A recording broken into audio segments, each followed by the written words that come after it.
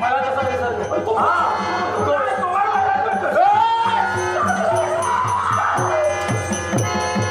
मारून टाका, कळून जाऊ नकोस. भक्ती बंद कर, भक्ती बंद व्हायला हवी. पुढे